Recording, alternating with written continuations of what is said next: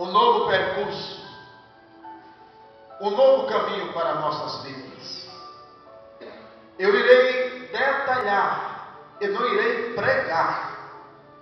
Pregar é uma coisa, e estudar a Bíblia é outra coisa. O tema é sobre obstáculos. Alguém já viu aqueles tipos de corridas em volta de um campo? Que os competidores têm que pular obstáculos? Pular obstáculos? E dar sequência à corrida? Não é que eles vão barrar, eles vão pular os obstáculos. Há muitas coisas na nossa frente que se tornam verdadeiros obstáculos. Esta mesa, se eu não for para a direita e nem para a esquerda, ela se torna um obstáculo para mim passar. Sim ou não?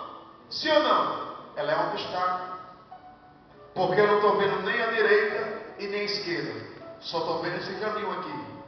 Se eu continuar, eu vou me esbarrar na mesa. Ela é um obstáculo. E o que é obstáculo? É o que impede, que se opõe, o que faz parar.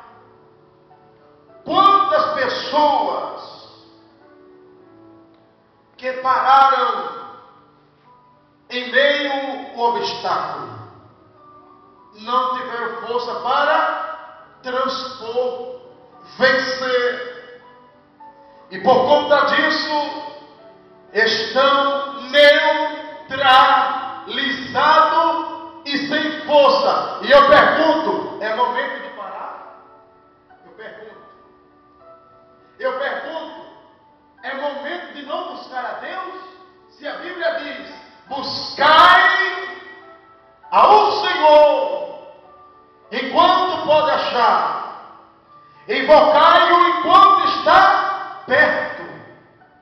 Jeremias 33:3, clama a mim e responder-te-ei e anunciar-te-ei coisas grandes e firmes que tu não. Mas só se você vencer o obstáculo. Há muitas pessoas que pararam por conta dos obstáculos, porque eram maior ou maiores. Será que você tem pensamento em parar por conta do obstáculo? Será que você tem um pensamento em retroceder? Quando eu li aqui que Neemias recebeu uma horrível notícia, ele era para parar, para desistir, ele era para voltar, lamentar, ele era para não mais ir adiante. Mas pelo contrário, sabe o que foi que aconteceu?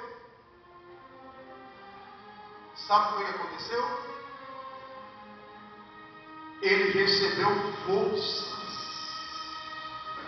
Ele fez coisas que hoje algumas pessoas não procuram fazer para vencer os obstáculos. Obstáculo se opõe e faz parar.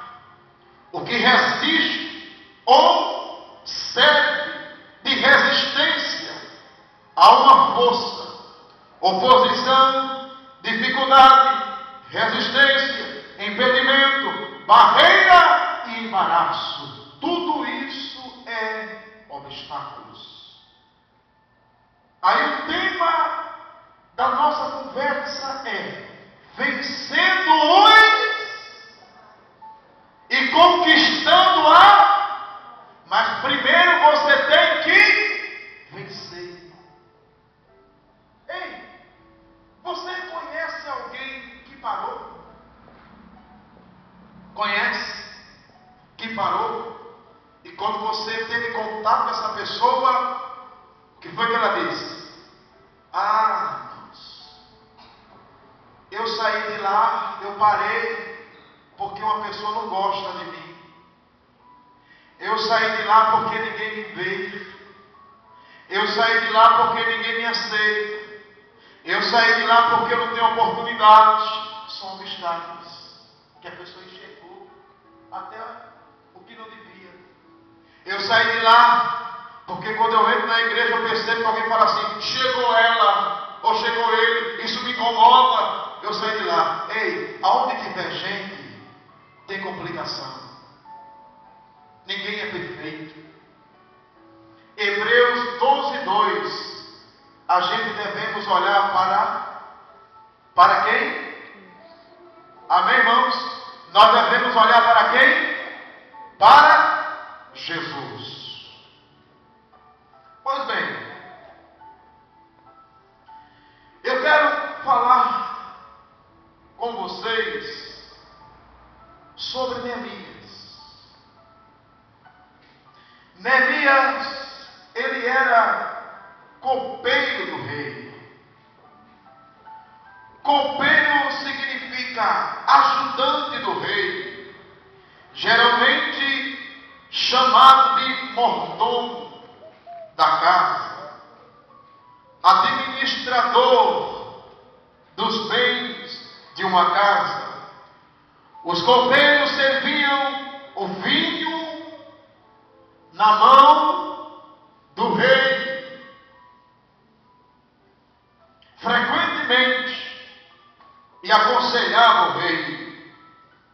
Esta era uma função oficial que exigia mais alta confiança do rei. Neemias era o copeiro do rei Artaxerxes. Era Neemias, uma pessoa de confiança.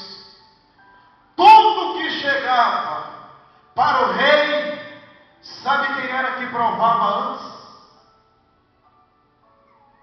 Neemias. Ah, Senhor, chegou uma bandeja de vinho.